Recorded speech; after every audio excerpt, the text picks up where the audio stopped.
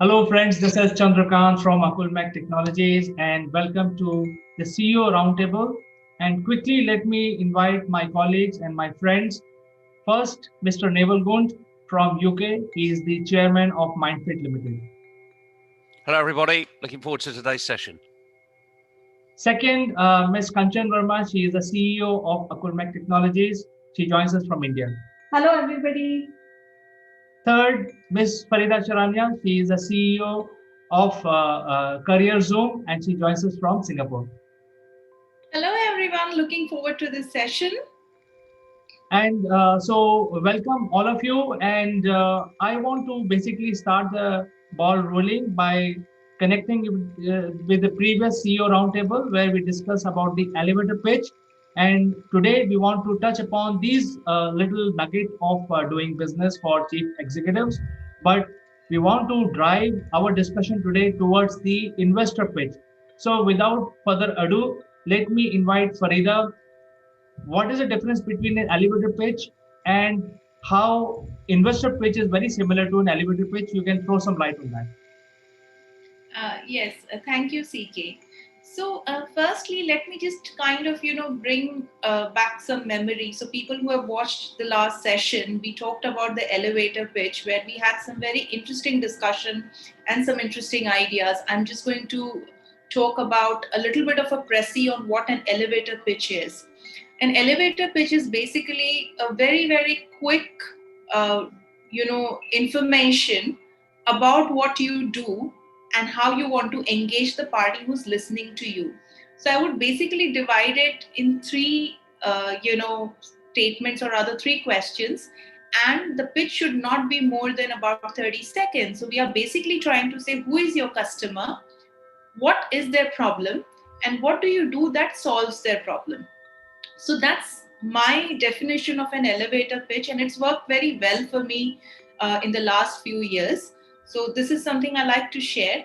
Now, when we come to an investor pitch, there is temptation to talk about everything that you are doing because you are so proud that you've actually reached where you are today, and you think they need to know what all have you done so that they can then further support you. But that is the biggest mistake that anyone can actually do, because as an investor I am only interested in a few things. I want to know what is the problem that you are talking about and trying to solve. What is your solution? What has been your traction so far? What are your markets and what is your total addressable market size? What are you trying to achieve from that? What is your business model? How are you making the money? Because if I'm investing, I want to know when I'll start getting back some money. So I want to know what is your business model. I want to know what is the team behind this entire exercise, what you have done or the product that you have developed. What is your vision? And finally, I want to know what you are asking.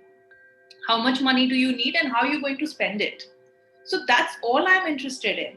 So for an investor pitch, it has to be a very quick, maximum 10 slides where you tell the investor that this is the value proposition, this is their growth, and this is what you are trying to actually ask to make that growth happen. So this was my 2 cents and 20 years in a few minutes. So, Farida, thank you very much for opening the debate. Now we can have an open house and leave it for comments from anyone. Neville, you want to go?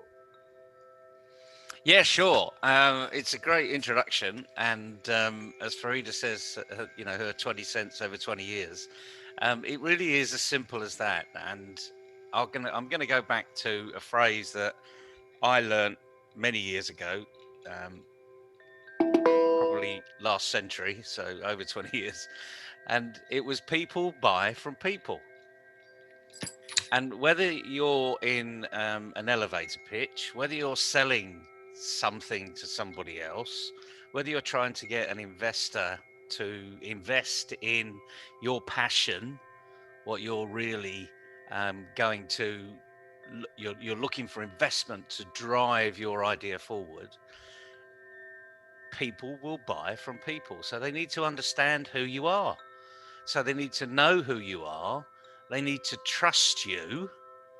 And in many respects, an investor Certainly for the type of investor that we're talking about here, for a young entrepreneur, let's say, they need to like you.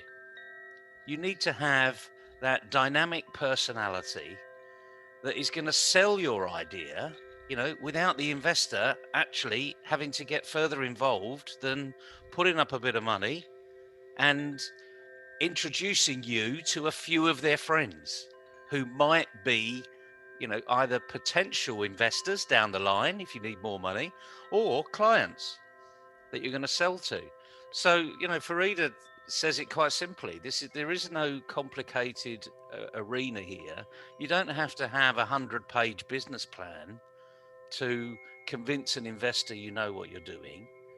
You just need to get your message over in a fairly short period of time. In many respects around the world, you don't need a lot of money to start something off. But Farida mentioned one thing, it's traction. And traction means a lot of things to a lot of people, but basically it means, who have you sold it to already? Like anything else, if I have a product that I'm selling for $1 million, and I know there's a healthy margin in there, I don't have to find many people to buy it. It might take me a few months to find one person, but if I found one person, the likelihood is I'll find another. If I've got a product selling for $1 and there's a healthy margin in there, to get the same profit level, I've got to sell it to 1 million people. So it's really quite simple, really. What have you got? Who wants it? And have you sold it? So those are the questions you need to answer before you even go any further. Because an investor really is an ordinary person and they just want to know, well, it's a great idea. Have you sold any? What do you think, Kanchan? Yes, actually, I will take a few points from both of you. What I feel is that every story which any business person wants to have, it should present a quick and compelling story to get an investor. A part of this, the revenue model has to be very sound to impress the investor. So these two aspects are good, and again, we should always be confident that our elevated pitch should be so confident that we should be aware that whatever we are presenting in front of the investor will get the success. So there are three major points which I feel is very, very important when we are pursuing any investor in the company. You see, now the discussion is really heating up. I would like to make a few points here.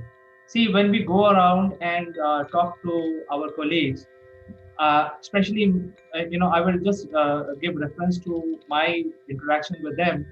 Many of them don't know what they're looking for in the investor. That is the first challenge I have seen. And why I'm saying that, because they don't even know what type of investor they need for their organization or for their business.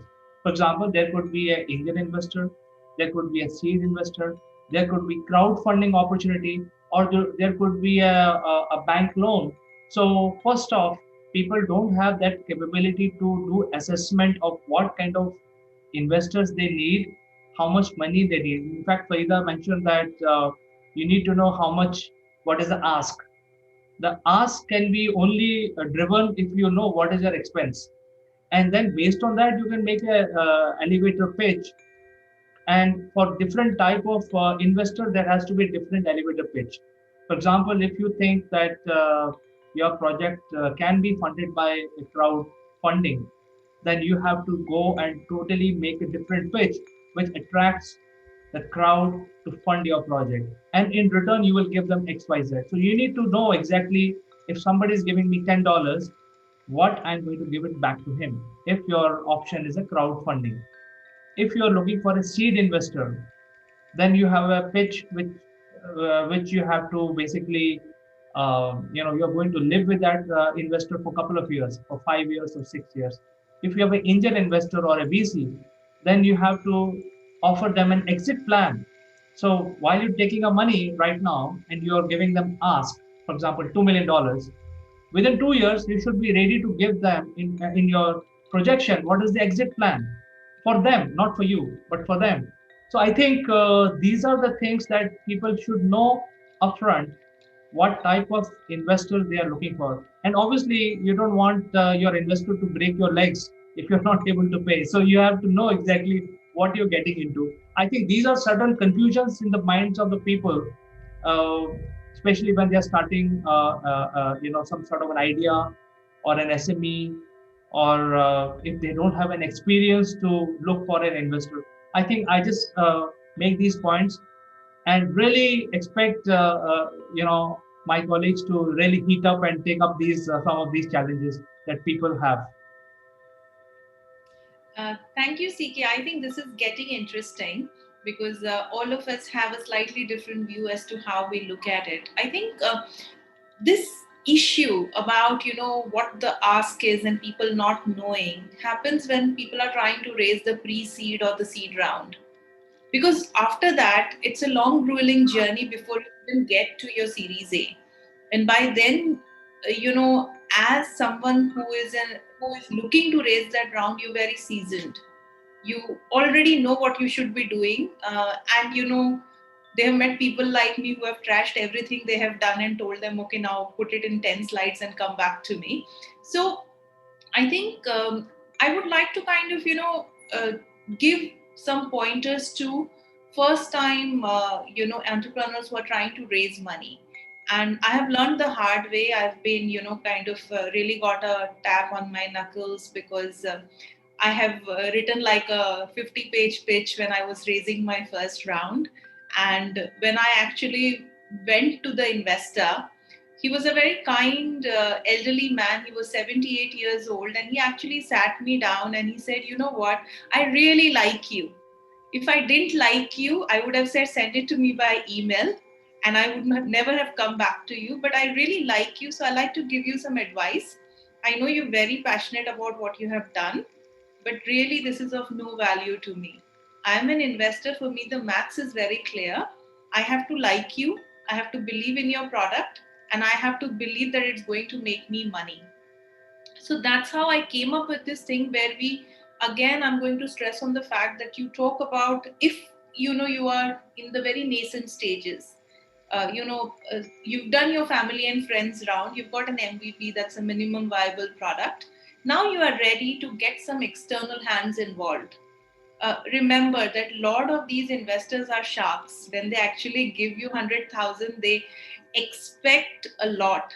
So the thing is, it has to be very clear. And one of the easiest way to define your ask is that you have to have a projection for the next 3 years minimum, and understand what is it going, and you have to also know where you want to be and how you're going to get there. That will give you a clear idea as to how much you want to dilute in terms of your equity, or what is the money that you want to raise externally, because you will be diluting. That is something also to kind of make a note of.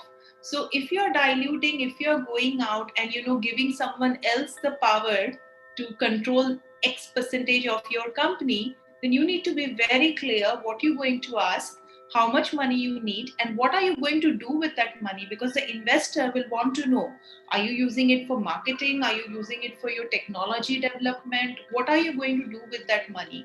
So have those things really, really clearly etched out in your plan, because the investor usually would ask you only for a one pager even before they decide to listen to you. And that one pager has to have these things very clearly. They can read in 30-40 seconds and give you a chance to make a presentation and then answer their questions.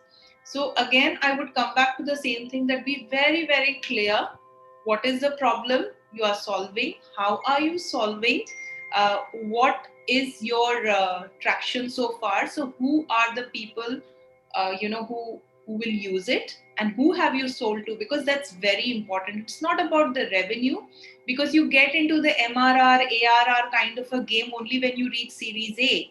But before that, it's very important, has someone actually shown that kind of belief in your product and has bought it?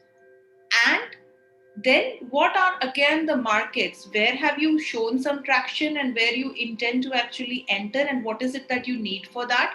And Kanchan mentioned about the business model as well, and I'm going to reiterate that it's very important to at least know how you're going to do in 3 years. You need to have your plan A, plan B, plan C, and one, if everything else fails, what you're going to do. And then of course the team, because that's very important. Investors always look for a team. They'll ask you questions: are they full time? Yes, And that is just that is just so important, because a lot of entrepreneurs are actually working. They are in a job and they start a side hustle, and they think that because they have a brilliant idea they can raise the money. It's not that easy. So they will ask you this question, that how many of the people who are involved are full time. So you need to have that very, very clearly. And your vision is not so important to the investor, but it's important for you, because you need to know where you want to be and what is it that you're trying to do. Yeah. And then all of this will bring you to your ask. So okay, I need 1 million to for the next 16 to 18 months to actually do this. And you need to be very clear, because they are going to ask you every penny that you spend as to how you've spent it, because you are actually answerable to that. So, and I can't stop talking enough about this, because in my consulting work I come across first time entrepreneurs who again write stories. I say, I love reading. This is my bedtime reading, but unfortunately, this is not going to get you the investment. so I'll just add few points. I fully agree with the all points which Farida is talking. So I think financial production is very, very necessary. A part of this, it's also very necessary how much we need. So don't go overboard when we are really looking for investors. And then I think you have to be honest and you have to be clear about your goals, and you have to be very clear what you want to achieve out of this investment. So these are few very final and important points when we look towards elevated pitch for investors. Yeah, it's really important to know where you're going, because again, that's the investor's going to be investing their grandchildren's money. I mean, that's where you need to start to think. It's not money that they've got spare typically. It's money that they're looking to invest.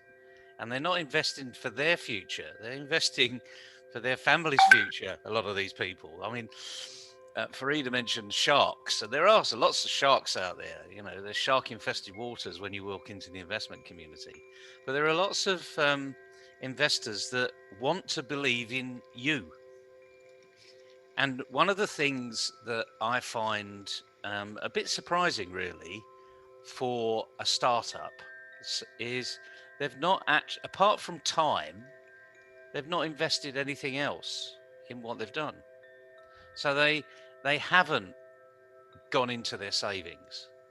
They haven't literally remortgaged what asset they have. And yet they're going to an investor and they're asking an investor to do that thing. So one of the first things an investor is going to ask you is, how much skin in the game have you got? Absolutely. Is it 3 months of your life that you've put into this? Well, congratulations, we all do that. Any parent raising a child knows that they put a lot of effort into raising the child, but they don't look at that as an investment in themselves. It's an investment in the child. So this is your baby. So what have you invested into it? Where is the income that you've generated from it, assuming you have? Because if you haven't generated any income, don't look for investment, because people won't invest. They'll just say it's a great idea, but you've not sold anything. How do we know that people want it? More importantly, how do we know that you can sell it? And this is about your limitations, where you've come from. Because believe you me, whether you're an employee or an entrepreneur, you are a salesperson. You need to be selling yourself, selling your product, selling your service. And a lot of people don't understand that. They just think, oh, entrepreneurship, that's easy. I'll just get someone to fund it for me. Well, you're the primary source of funding. And with a lot of startups, we're here, we could be talking of $100,000, $1 million. But what about if you need $10,000? Well, there's something called a bank. And if you can go and make a proposal to a bank, and the nice thing about going to a bank is they don't tell anybody else. So if you go and pitch to a bunch of entrepreneurs, a bunch of investors, and none of them take it up, they'll all talk about you and they'll impact another lot of investors. But the great thing about a bank is they'll ask you for everything we've been saying. But banks don't have to like you. They have to see what's going to be, where is the hard cash? Can I see a return on investment? And let's face it, actually, a bank is the cheapest form of borrowing currently because interest rates around the world are at an all-time low. I mean, in the UK, we're looking at about 4 or 5%. So if you're borrowing $10,000, you're only having to pay back in the first year $400. Now, that isn't a tremendous amount of money, and you've got the working capital, therefore, of $10,000. And if you've got a projection, as Kanchan and Farida were saying, you will see where that $10,000 can be best spent. And the nice thing about that is, once you've paid the loan back at this fixed interest rate, there's no more payment to make. You keep 100% of the equity of your organization. Now, that has to be attractive. So if you are a young person looking to start up, look at the bank. And the second thing is, if you can't get the bank to invest in you because you've got no assets, think about your parents, your friends, your acquaintances, your aunts and uncles, your grandparents, because they want you to succeed as well. And if you can get that seed funding, as Farida said, it's that initial seed, you can then prove you've got a business, then you can go for the $100,000 or the $1 million. Proving a track record to somebody that says, yes, I trust you now. You're quite clearly an entrepreneur. You know where you're going. You made a few mistakes along the way. Your projection wasn't quite what you expected, but it could be beyond your expectations, or you didn't quite get there. But now you've got skin in the game. And that's where people miss out a lot, I think. They don't have enough skin in the game. So any additional thoughts on that, Chandra? Because you've seen people with no skin in the game expecting investors to come and just cough up $100,000, haven't you? Neville, in fact, I want to channelize this discussion in that direction which you want to go exactly. And my 2 cents on this is that you may have a very good idea. You are a young entrepreneur. You have a fantastic idea. And you may have figured out that maybe 10,000 customers are waiting to buy that idea. But if you don't have money, don't get into it. My simple 2 cents advice is, if you don't have money, don't start anything. First, get the funds mobilized, either through crowdfunding, as Neville said, get your relatives to invest in you. If they have trust in you, they will invest in you. And if you are able to build your trust factor within your family, that is a good benchmark, because if you can convince your nears and dears and then take the next step, convince the bank, take a short-term borrowing, have a fixed monthly installment, which you can pay easily.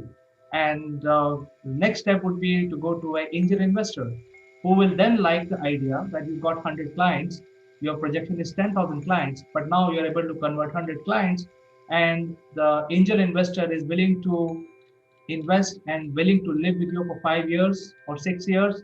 That means he's a long-term player. He will give you $1 million. And then you take it to the next level of 10,000 customers. That is your original idea.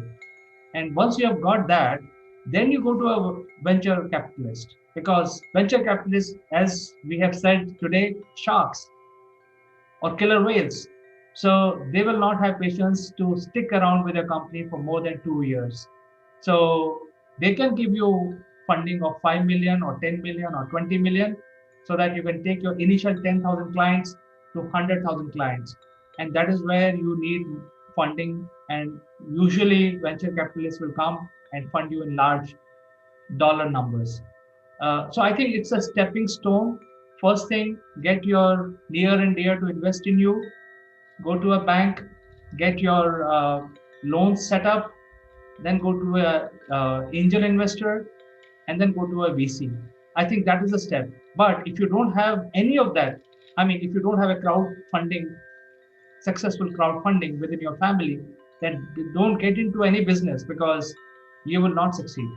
That is my 2 cents on it. So everybody was talking about do's and don'ts to get the investor for your business. But I would like to tell you that in case if you have planned to really go for investors help, so how you should approach. The first is that you should be clear what the product line you are and service line you want to get money from the investor. A part of this, you should be very clear. The pitch should not be more than 10 minutes. I guess that explains everything. A part of this, you have to know what are your audience, what the strength of your team, and then you should also be very clear about the exit plans once it doesn't work out. So these are few final points if you decide to go for investors' help.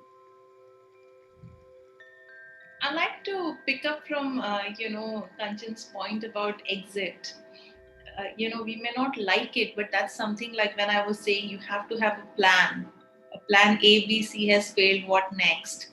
Like mine was, I'll start writing my resume, but it's just the thing is that you need to know what you're going to do because your exit has to be very clear, and that's a question that the investor is also going to ask.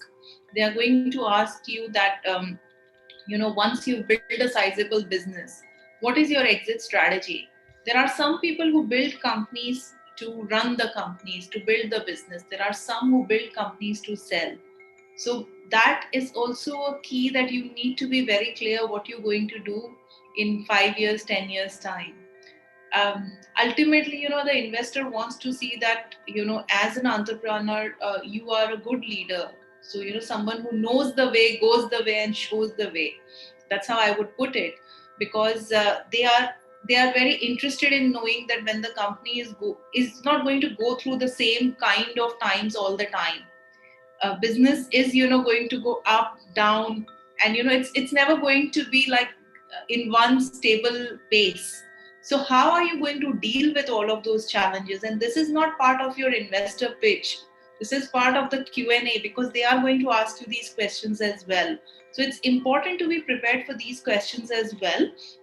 You will actually get rap on your knuckles for first few times, because nobody can be prepared well enough.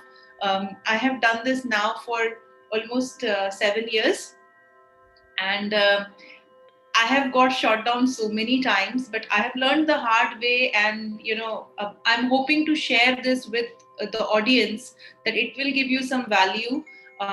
You make your own mistakes, make new mistakes, but we have already made some mistakes, and we are sharing with you so you don't at least make the same mistakes. Exactly, and I think something that we're all alluding to here is things will evolve over time. So when you're starting up a business, there's a specific skill set you need to get that business moving.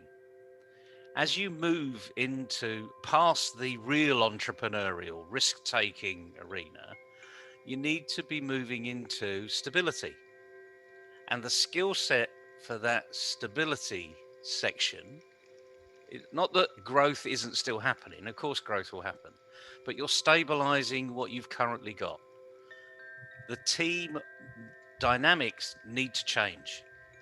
You need to bring in other people, other expertise that can help you stabilize what you've got, at the same time build and grow, so that you're making your expectations come to fruition. But it's that skill set that you need to start to think of now. So you may be that one person the idea creator. You may be able to sell it to other people. You could even get the investment very easily because it's a no-brainer. You know, everyone loves a no-brainer, but you may not be the best person to run it, because if you're like me, I get bored very easily when things start to just be mundane. I love starting new things, but once it becomes mundane, I get bored.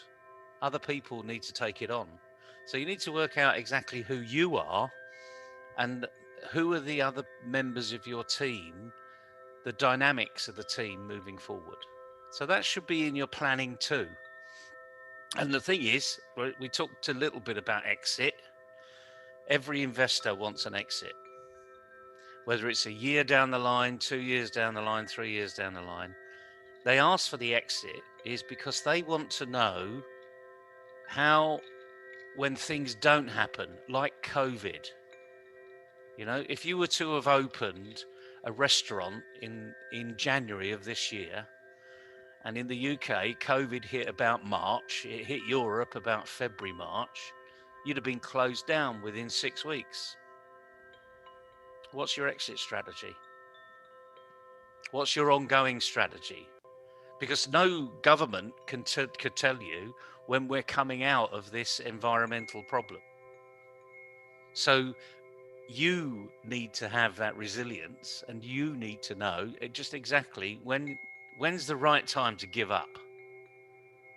You know, that's not to say you're a failure, because recognizing you need to give up is actually saying that's a success. Because I now need to either change my plans and adapt, or I need to just can it completely. And there's many examples of where organizations have not stopped. You look at Kodak, you know, they were the only photography company in the world. And look what happened. They even designed a digital division, but they decided, no, that wasn't the way they wanted to go. And within 3 years, the company didn't exist. It physically didn't exist. They couldn't pay their loans. It went completely bankrupt. And now look at it. It's coming back again. Guess what? With a digital presence. So there's a time and a place for everything. But the thing is, realize your own limitations. Realize your own expectations. And as Farida said, she got her knuckles rapped a few times. But this is the hard knock world. You know, you can listen to this until you're blue in the face. The nice thing about this is you can go and listen to this video time and time and time again. But until you get in front of an investor, you really don't know what world you're walking into. So go and have fun. Go and experience it. So Neville, in fact, you talk very elaborately about the exit plan, what people need to do, how they need to orient themselves. So I would like to give one idea. The idea is could be very valuable for the young entrepreneurs. See, when they approach investor, they have to offer them an exit strategy. Like Farida said, Kanchan said, and you also, Neville, you said that there has to be an exit strategy. In the first place, why they want to enter? I think that is the biggest question. As a entrepreneur, you have to present what is the game that you're offering so that they can make money for a year or two and they can exit. So I think these are the things that people have to think about. And to throw an idea here is, if investor has say $1 billion fund with him and he wants to invest say 5% in you because he likes you, like Farida mentioned, the investor liked her a lot, but he didn't like the way the projections were being made. So he may like you. That is the first point where they start talking to you. But as an entrepreneur, when you want to offer them something, you have to offer them 2x that a bank is offering them. For example, if they put $1 million in the bank account, they will get 10% interest rate easily. So if you approach them, hey, don't put your money in bank, put in my business, and I need $500,000 for this, and I will give you return of 2x.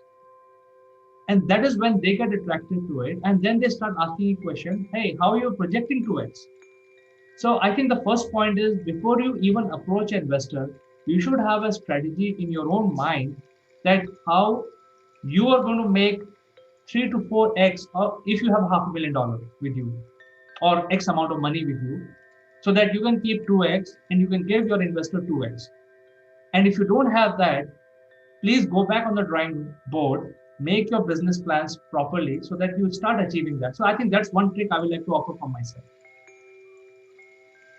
No, that's an excellent one. And the interesting thing is, you've sparked some thought in my mind about what's the difference between a bank and an investor.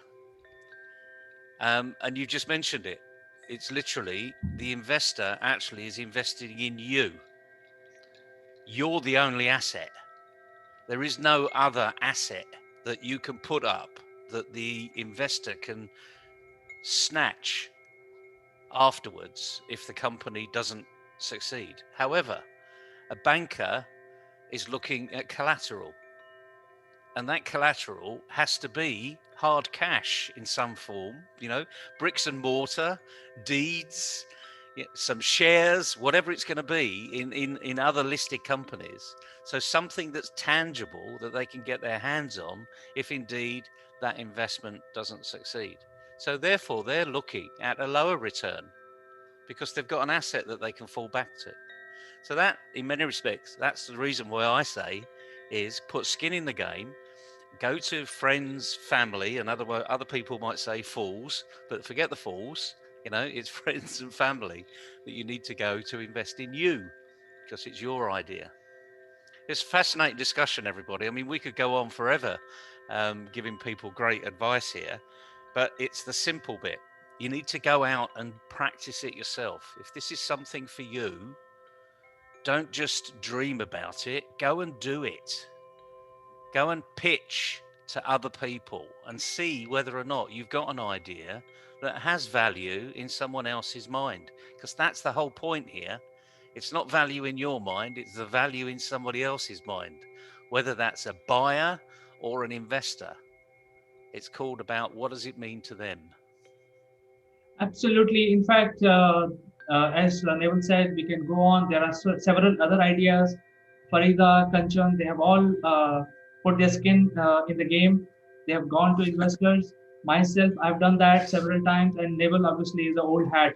So if anyone watching this video needs any help from any one of us, can reach out to us, and we can put the right person in touch with you, or you can reach out individually to all the panelists that we are in the show today. So with that, I'd like to thank Neville, Kanchan, and Farida. Thank you for coming and discussing few points from your experience. I am sure there are a lot to it, which, given the time, we can discuss more. But for today, I think we will end our discussion here. Bye, everybody. Bye. Go and enjoy. Thank you very much for sharing your time with us. If there are any topics that you'd like us to cover, let us know. And everyone have a fantastic weekend ahead. See you next week. Bye-bye. Bye-bye. Bye for now.